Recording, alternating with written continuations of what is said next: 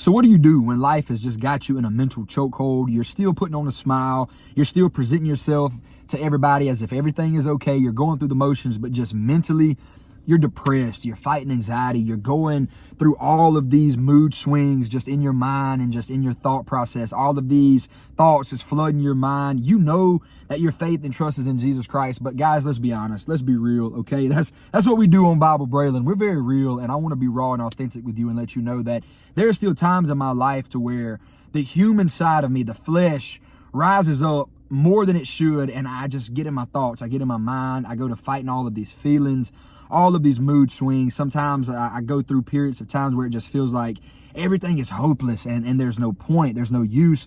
And I want to talk to you about that today. And I want to talk to you about a guy by the name of Job out of the Bible. And I want to summarize chapters 1 through 13. I'm on chapter 14 now, but I just want to talk to you about these chapters that I've been reading. And the Bible says that everything was going good for Job. Everything was going right for Job. He was a blessed man. He was a wealthy man. He had a big family. Like everything you can think of that we want in this day and age, Job had. And it was thriving. It was flourishing. Everything was perfect for Job. And then all of a sudden, just like it is for me and you, sometimes in our mind, in our life, in the things that we go through, all of a sudden, out of nowhere, everything shifted for Job.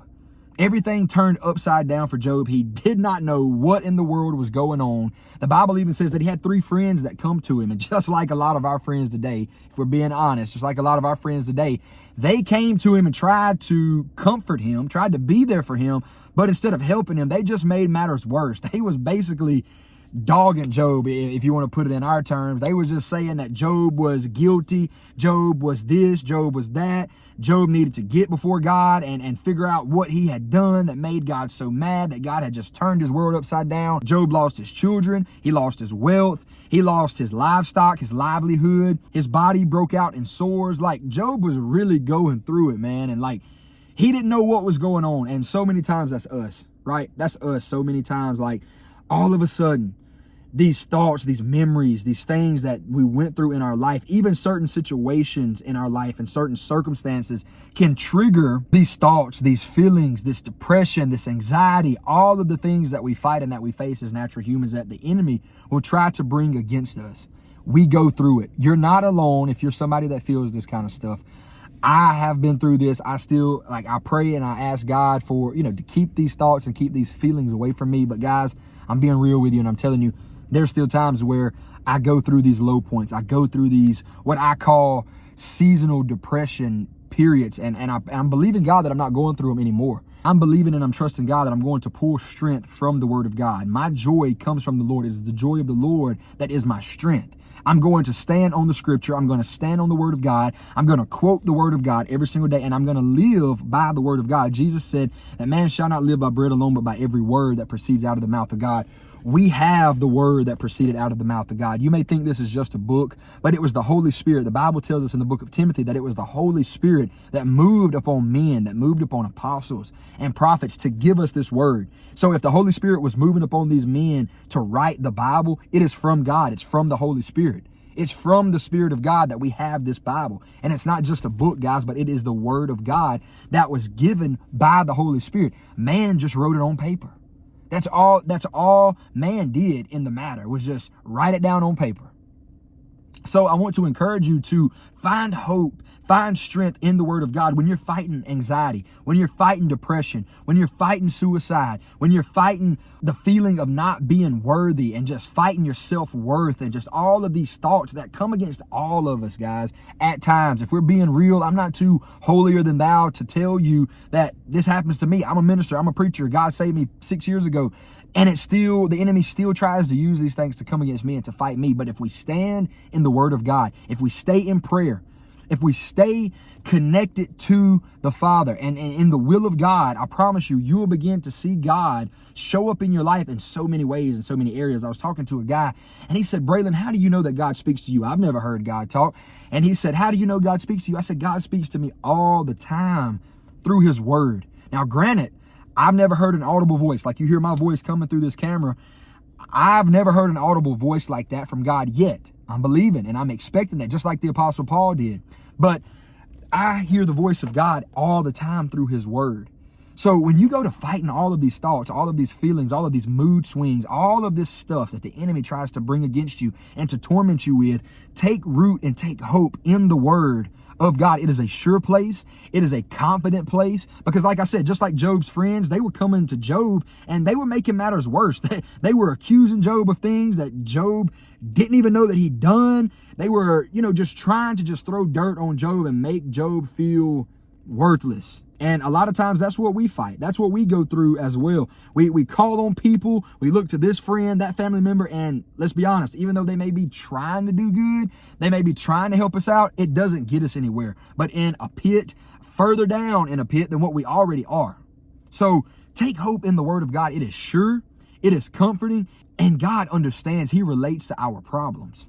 So I want to encourage you today to do that. But here's the scripture that I want to leave with you. When you're fighting all of this, when you're just in a mental chokehold and you don't know what else to do in life, this is what I want you to take hope in today. It's Job chapter 13 and verse 15. Job said, "Though he slay me, yet will I trust in him, but I will maintain my own ways before him." I want to tell you to trust in God, even when it looks as if your world is turned upside down and everything is working against you. I promise you it's not. Job just could not see the end game, the end result, and the end plan that God had in place. And he could not see God working behind the scenes for him. And it's the same for us today. Most of the time, we question God. We get mad at God. God, why am I feeling these thoughts? God, why am I thinking these things? Why am I fighting this? Why am I fighting that? But we don't understand that all things are working together for the good to them that love God and to them that are called according to his purpose. That's Romans 8 and 28. All of these things that we think, all of these things that we feel, all of these things that we go through and we experience in life, it is working something on the inside of us. It's to bring us closer to God in some way. God may be making us into his image and into his likeness and giving us these situations to deal with, to see him in that situation. God may be using these things to work something out of us that needs to be removed, that's not like Christ. God could be using so many different avenues to work on you, but you have to understand, though he slays you, you've got to trust him and you've got to depend upon his word, his sovereignty. That is the theme of Job chapter 1 through 13, the sovereignty of God. God is in full control. God is greater than all of those mental battles. God is greater than all of those fleshly urges. God is greater than every problem you may have in life. Trust in God even in the midst of the confusion, even in the midst of the depression, even in the midst. Lean into the loving arms of Jesus, and I promise you, he will not refuse you. He will not turn you away. And if you don't know Jesus as your Lord and Savior today,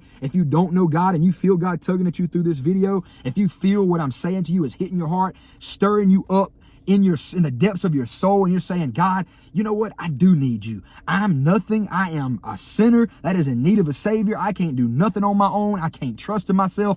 Lord, I am trusting and I am believing in you. Salvation is yours today. Just simply call out to God. If he's drawing you, if he's pulling you, today is the day of salvation. If that is you, you can know God today. Even if you're lost, even if you have no idea who God is or who Jesus Christ is, if you feel him calling you, and you'll know, that's how you may say, well, how do I know he's calling me? You will know. It is an undescribable, unexplainable feeling that God, when God draws a person, you know it's God. And if you feel that today through this video, and you are aware and you know that you are in need of a savior, God is at your door. Just simply accept and receive the Lord Jesus. Believe on the Lord Jesus and the cross of Calvary and what he done on the cross, which was he took on our sins. He took on our guilt. He took on our shame. He took on everything that we've done, and he bore our sin on the cross of Calvary, and he died for our sins, and in 3 days he rose. And now Jesus is seated at the right hand of the Father, continually making intercession for me and for you. So now when we've accepted Jesus, when God sees us, you know who the Father sees? He sees his Son, his perfect, sinless Son. He sees Jesus. Because Jesus has took our sin away. He has washed us in his blood. And now we put our full trust and confidence in Jesus. And Paul talks about in Corinthians, the ministry of reconciliation. He has reconciled us to God. Jesus has brought us back to God the Father by giving us his righteousness and taking our sin that we are guilty of. And when we put our trust in Jesus Christ, we can go free. And we can spend eternity with God. That's beautiful. That's the gospel. That's the good news. You don't have to earn it. It's a free gift. And if you feel God wanting to give you that gift today, that gift is yours. So what I'm telling you today is just trust God in all of the mental breakdowns, all of the mental gaps, all of the mental struggles and fights that we go through that people may not can see on the outside. Continue to trust. I know that's a whole lot easier said than done. Trust me, I get it, I know, but continue to trust in the Lord Jesus Christ, and I promise you, he will not fail you. Show God that you're going to trust him or you're going to die trying. But even if you do die, you die in faith. And the Bible says without faith, it is impossible to please God. So you're a winner either way. A Christian is a winner either way. Trust God. Make it up in your mind. Grit your teeth and make it up in your mind. Buckle down and believe God. Though he slay you, continue to trust him. Listen, if this video has blessed you or helped you any at all, I've put together a free ebook on exactly how to draw closer to God through what the scripture tells us and some things that God has given me in my life. I want to give it to you. I want to share it with you for absolutely free. I'm going to put it in the description of this video. So look below this video in the description and get the free ebook. I pray it blesses you. And please subscribe to this channel, share this video with somebody, comment, interact with this video. When you interact with this video in any way, it pushes this video out to more people. And we are a community here on Bible Braylon. We're in this thing together and we're spreading the gospel and building the kingdom together. And I need your help. I love you. I'm praying for you. I genuinely mean that. I'm lifting up every subscriber, every viewer before the Lord, asking God just to have his way in your life. I'll see you next time. Be blessed.